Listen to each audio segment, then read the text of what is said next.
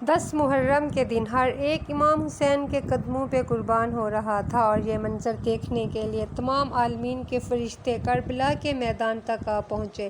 کبھی امام حسین سے زمین مخاطب ہو کے کہتی، اے ہمارے آقا، ہمیں حکم دیں، ہم ابھی پھٹ جائیں اور اس پورے لشکر کو نیست و نابود کر دیں۔ کبھی آسمان چیخ کے کہتا، اے میرے حسین، ہمیں حکم دیں۔ کبھی مختلف جنات ہاتھ جوڑ کے کہتے، اے میرے مولا، ہمیں حکم دیں، اس فوج یزید کو فنا کر دے۔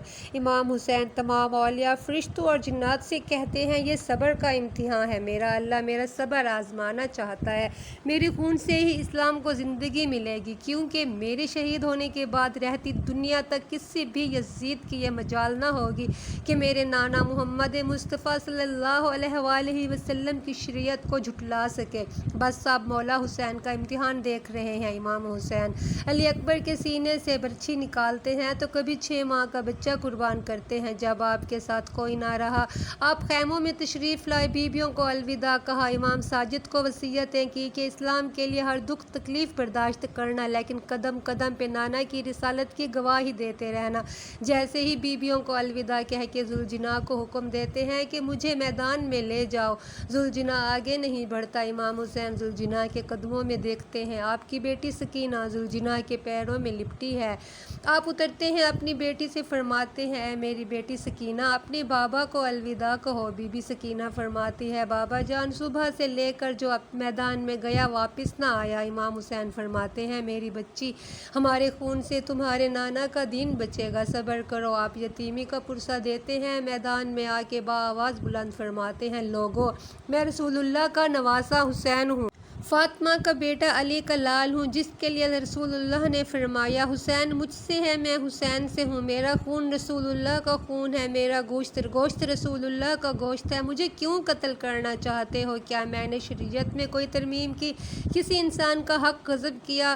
کیوں میرے بچوں کو بھوکا پیاسا مار رہے ہو؟ فوج یزید ایک آواز میں کہتی ہے، ہم سب تجھے تیرے بابا علی کے بغض میں قتل کرنا چاہتے ہیں۔ پھر فرماتے ہیں، جو اسلام کا پرچم تم ہاتھوں پہ بلند کر کے کھڑے ہو، یہ پرچم میرے بابا علی نے بلند کیا تھا۔ خیبر و خندق میں اگر میرے بابا نہ ہوتے تو اسلام کی فتح ناممکن تھی، اس کا یہ صلہ دے رہے ہو، اس کی اولاد کو بھوکا پیاسا کر کے قتل کر رہے ہو۔ بس عمر بن سعد کہتا ہے، حسین کی بات نہ سنو، حملہ کر دو۔ تاریخ میں لکھا ہے، امام حسین کے مد مقابل جو بھی آیا، اس زمین نے ایسی جنگ پہلے کبھی نہ دیکھی تھی۔ 3 دن کا پیاسا بھوکا شیر کی طرح لڑ رہا تھا، فوج دور دور بھاگ رہی تھی۔ بالآخر عمرو بن سعد نے سوچا، یہ علی کا شیر ہے، اس سے مقابلہ کرنا ناممکن ہوگا، اور فوج کو حکم دیا کہ ایک ساتھ امام حسین کے پر حملہ کیا جائے۔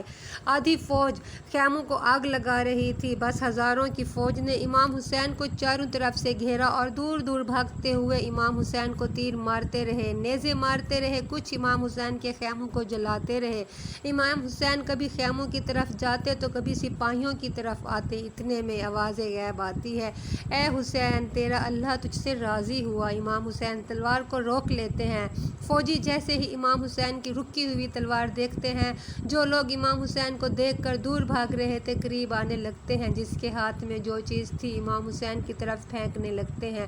تاریخ میں لکھا ہے، جس کے پاس نیزے تھے وہ نیزہ مارنے لگا، جس کے پاس تیر تھے وہ تیر مارنے لگے، جس کے پاس کچھ نہ تھا انہوں نے کربلا کی گرم زمین سے مٹی اٹھائی اور امام حسین کی طرف پھینکتا ہے۔ تاریخ میں لکھا ہے کہ آپ نے چاہا کہ اللہ کے دربار میں سجدہ کریں، اپنے آپ کو گھوڑے کی ذہن سے ہی زمین کی طرف لے جانے کی کوشش کرتے ہیں، لیکن آپ کے جسم مبارک پر اتنے تیر تھے کہ نہ آپ زمین پر تھے نہ ہی گھوڑے پر۔